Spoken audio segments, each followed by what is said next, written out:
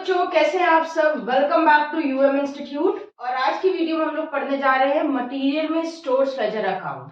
तो आज हम लोग सीखेंगे कि स्टोर लेजर अकाउंट कैसे प्रिपेयर किया जाता है। स्टोर लेजर अकाउंट प्रिपेयर करना सीखेंगे एज अ फीफो मेथड से। तो कौन सा मेथड समझने वाले हैं हम लोग? FIFO method.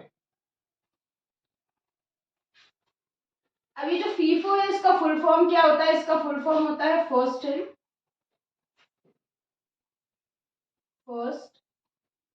Out method. ठीक है, तो फीफो का फुल फॉर्म होता है first in first out method. आज हम लोग इसी से स्टोर लेजर प्रिपेयर करने वाले हैं। बट पहले हम लोग समझते हैं कि ये फीफो मेथड होता क्या है। तो देखिए, स्टोर लेजर प्रिपेयर करने के बहुत सारे मेथड्स होते हैं। स्टोर लेजर क्या होता है? हमारी जो स्टोर होता है वहां पर जितना मटेरियल आ रहा है और जितना मटेरियल जा रहा है उसे जिस लेजर में, जिस पेज पर, जहां पे, जिस खाते में रिकॉर्ड किया जाता है उस अकाउंट को, उस खाते को हम कहते हैं store ledger account. Store ledger account में को प्रिपेयर करने के कई सारे मेथड्स होते हैं। जो सबसे ज्यादा अडॉप्ट किया जाने वाला मेथड है वो है फीफो मेथड। तो फीफो मेथड का फुल फॉर्म हो गया फर्स्ट इन फर्स्ट आउट। अब ये फीफो मेथड कहता क्या है ये समझते हैं। तो यहाँ पे जैसे लिखा हुआ है कि फर्स्ट इन, यानी जो मटेरियल पहले आ रहा है स्टोर में, फर्स्ट आउट, उसे पहले हम डिपार्टमेंट में इशू करेंगे यूज करने के लिए। तो बड़ा ही सिंपल है, जो मटेरियल पहले आ रहा है स्टोर में, जिसे हम पहले खरीद कर ला रहे हैं, उसे हम पहले यूज करने के लिए इशू करेंगे। इसे कहते हैं first in first out method. अब first in first out method बहुत ही इजी होता है इससे स्टोर लेजर प्रिपेयर करना, और मोस्टली फैक्ट्रीज में इसी को यूज किया जाता है। तो first in first out method जो होता है, इसको समझना तो आसान होता है, इसके साथ साथ इसकी अच्छाई क्या होती है कि ऐसा कहा जाता है कि अगर मार्केट में जो हमारी प्राइस है वो गिर रही है, मार्केट प्राइस हमारी कम हो रही है, तो वहां पर first in first out method बहुत ही सूटेबल होता है। ठीक है, this method is suitable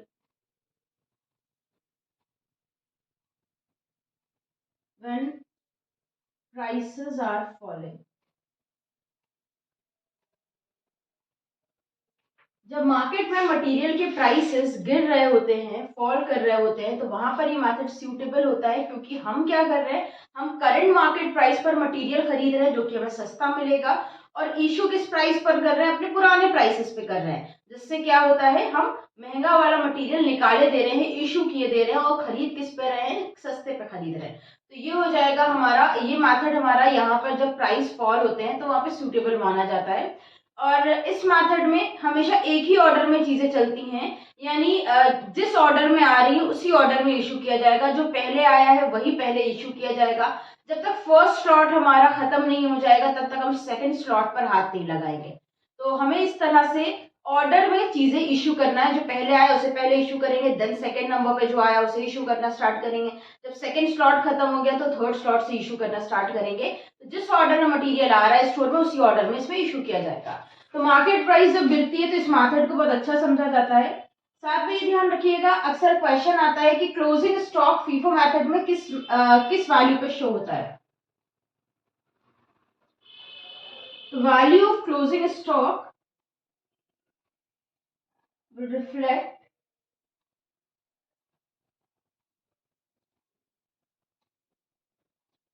current market prices।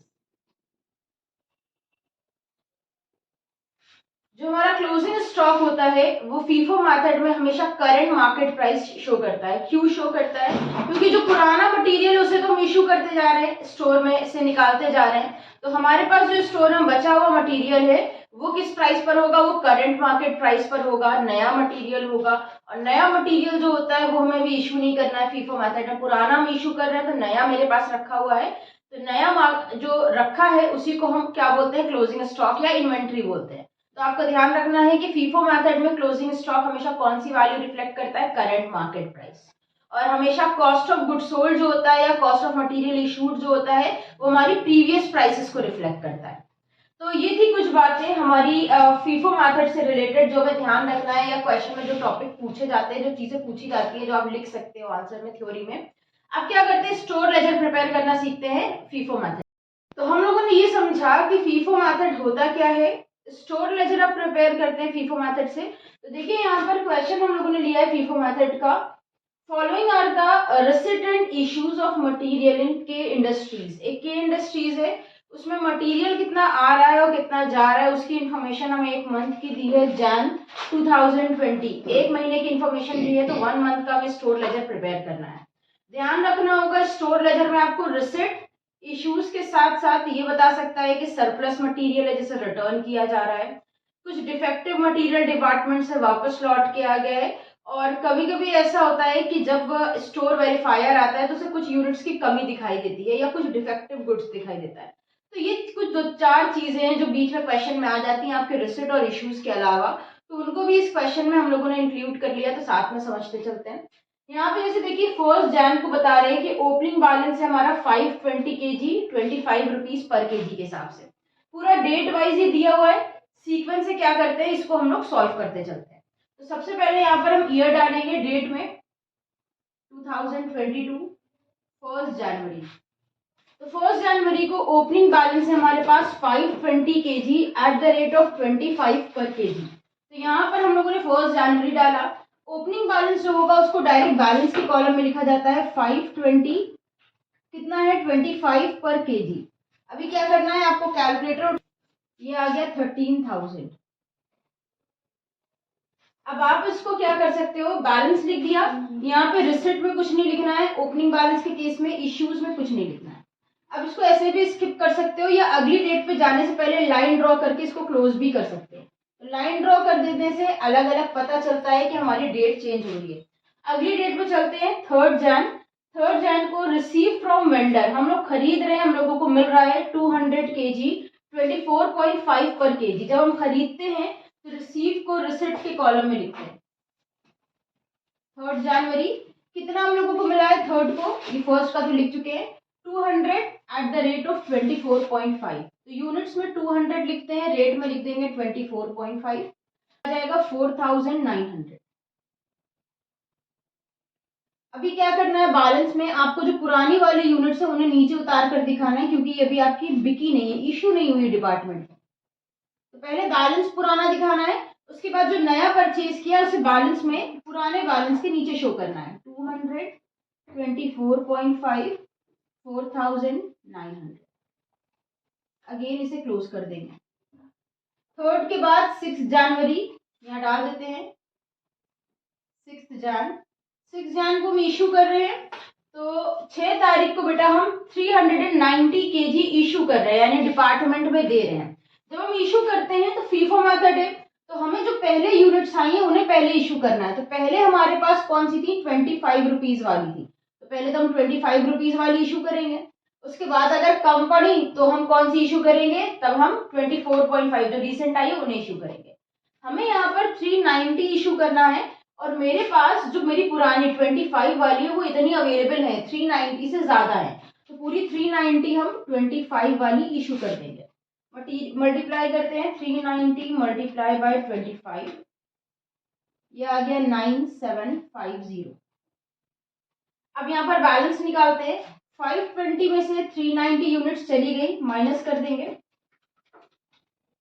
अभी भी हमारे पास 130 यूनिट, हमारे पास 130 यूनिट्स 25 रुपीज वाली अवेलेबल है, तो 130 इंटू 25 3,250 रुपीज का मटेरियल अभी भी मेरे पास 25 रुपीज वाला अवेलेबल है। तो देखिए 520 वाली जो थी उसमें से 390 इशू कर दी, अभी कितना बचा है 130। 200 वाली पूरी है, इसमें से कुछ भी इशू नहीं किया है, 200 इंटू 24.5, ये आ गया 4,900। उसके बाद 11 जनवरी यहाँ पर डेट डालेंगे, 11 को डिफेक्टिव मटेरियल रिटर्न कर दिया है हम लोगों ने from purchase of January 3 4 kg। बेटा जो 3 जनवरी को हम लोगों ने मटेरियल खरीदा था उसमें से 4 kg मटेरियल डिफेक्टिव था जिसे हम लोगों ने रिटर्न कर दिया है। तो 3 जनवरी को हम लोगों ने कौन सा मटेरियल खरीदा था, 24.5 वाला खरीदा था, इसमें से रिटर्न कर रहे हैं, तो इशू के कॉलम में लिखेंगे। आप यहाँ पे लिख दो कितना, 4 kg रिटर्न कर रहे हो, रेट था 24.5, ये आ गया 98। यहाँ पे लिख सकते हो मटेरियल रिटर्न।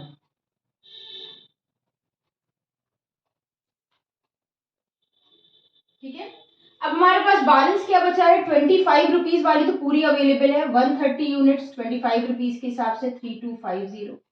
जो 200 थी 24.5 वाली, 200 में से 4 kg हमने रिटर्न करा है तो माइनस करेंगे, बचा 196 इंटू 24.5, 24.5 इंटू 196, ये मटेरियल हो गया 4802 का। अगेन इसे क्लोज करेंगे। 11th के बाद फिर डेट है 15 जनवरी, return of surplus 15 kg at the rate of 24 पर kg। हम लोगों का क्या है, सरप्लस रिटर्न होके आ गया है, यानी हमने जो इशू किया था मटेरियल, उसमें से कुछ मटेरियल ज्यादा रहा होगा तो डिपार्टमेंट ने हमें लौटा दिया। तो जिस तरह से डिफेक्टिव मटेरियल हम रिटर्न करते हैं तो मेरे पास से जाता है, वैसे ही सरप्लस वापस आता है। सरप्लस मटेरियल वो मटेरियल होता है जो हमने डिपार्टमेंट में इशू किया था, वहां यूज नहीं हुआ तो वापस स्टोर में आ गया। कितना है, 15 जनवरी और 15 kg। तो डेट लिखते हैं 15 जनवरी, रिसिप्ट में लिखेंगे 15 kg, रेट है 24 मल्टी 360। यहां मेंशन कर सकते हो सरप्लस रिटर्न। ठीक है, ये सरप्लस मटेरियल था। बैलेंस कैसे निकालेंगे, अब मेरे पास देखिए 25 रुपीज वाली और 24.5 वाली तो मटेरियल पहले से था, और अभी मेरे पास कितना मटेरियल आ गया है, 15 kg और आ गया है। तो जो अभी आया है उसे लिखते हैं क्योंकि यूनिट डिफरेंट है। 15 इंटू 24 360 और इसे क्लोज कर देंगे। उसके बाद बेटा 16 जनवरी को इशू किया है हम लोगों ने 180 kg। 16 जनवरी इशू कर देते हैं। कितना इशू करना है हम लोगों को, 180 kg इशू करना है। हमारे पास 3 तरह की यूनिट है, इसमें सबसे पुरानी यूनिट कौन सी है, 25 रुपीज वाली। तो सबसे पहले हम 25 वाली इशू करेंगे। देखिए हमें इशू करनी है 180 यूनिट्स, 180 kg, और हमारे पास जो सबसे पुरानी यूनिट है वो सिर्फ 130 अवेलेबल है। तो 130 हम दे देंगे 25 वाली, 50 की और जरूरत है, 50 हम देंगे जो मेरे पास उसके बाद आई है। तो उसके बाद कौन सी आई है, 24.5 वाली। तो यहाँ पर हम 130 यूनिट्स 25 रुपीज वाली यानी 3250 की इशू कर देंगे, एंड 50 यूनिट्स 24.5 वाली 1225। अभी हम बैलेंस निकालते हैं। देखिए सबसे पहले मेरे पास 130 थी लास्ट बैलेंस में, वो पूरी इशू हो गई। 196 में से 50 इशू कर दिया, बचा कितना, 146, आ गया 3577। और ये 15 kg 24 वाली पूरी मेरे पास अवेलेबल है 360 रुपीज।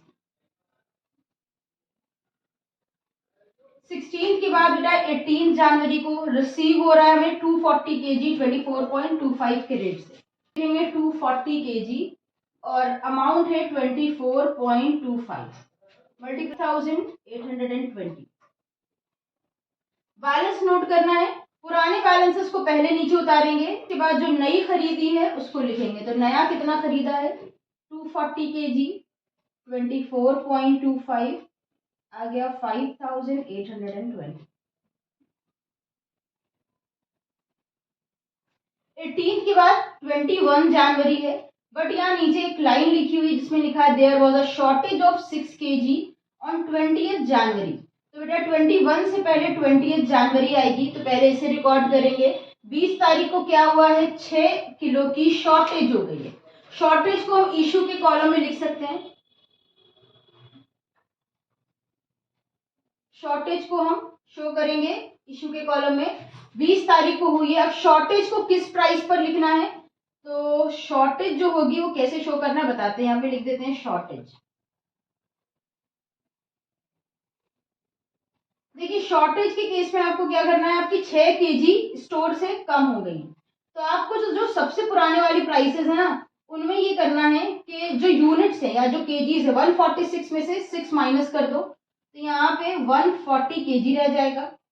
अमाउंट सेम रखनी है 3577, रेट चेंज हो जाएगा। तो रेट कैसे निकालेंगे, हम नया रेट कैलकुलेट कर लेते हैं। 3577 अमाउंट रखो और उसमें डिवाइड दे दो जितना मटेरियल बचा है 140 kg, तो नया रेट निकल कर आ जाएगा 3577 डिवाइडेड बाय 140 kg, ये आ गया 25.55 पर केजी। तो इस तरह से हमें कैलकुलेशन कब करनी है, जब शॉर्टेज ऑफ मटेरियल हो रहा हो।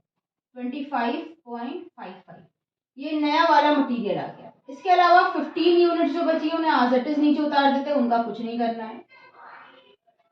एंड 240 का भी इसे क्लोज कर देते। 20 जनवरी के बाद 21 जनवरी इशू किया है 295 kg। तो 21 जनवरी इशू किया है, तो इशू के कॉलम में लिखेंगे 295 kg। तो देखिए सबसे पुराना जो मेरे पास मटेरियल है वो सिर्फ 140 kg है, तो पूरा 140 kg हम दे देंगे 25.55 वाली। 3577 हो गया। हमें 295 kg देना है, उसमें से 140 हमने दे दिया। अभी और कितना देना है, अभी हमें 155 और देना है। तो 15 kg हम दे देंगे 24 वाली। जिस ऑर्डर में मेरे पास मटेरियल आया उसी ऑर्डर में इशू करना है। 360, चलिए 15 और दे दी। अभी भी कितनी देना है, 140। 140 हम इसमें से दे देंगे 240 वाली में से। ये हो गया 3395। अभी बैलेंस कैसे होगा, 140 इशू कर दी, 15 भी इशू कर दी, 240 में से 140 चली गई, बचा कितना 100 इंटू 24.25, ये हो गया 2425।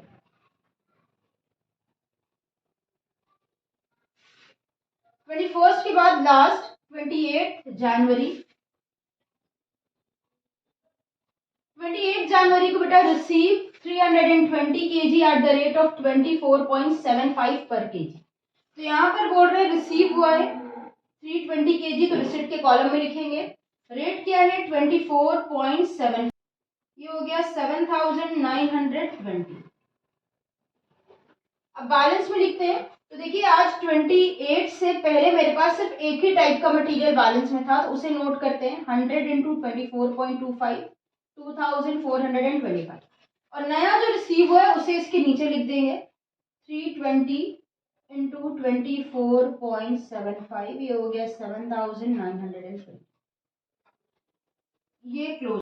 तो 31 जनवरी को हमारे पास जो वैल्यू ऑफ क्लोजिंग स्टॉक है वो कितनी थी, 100 यूनिट प्लस 320। ये टोटल हमारे पास अवेलेबल था। 100 प्लस 320 कितना होगा, 420 kg। ठीक है, और उसके प्राइस क्या होंगे, 10,345।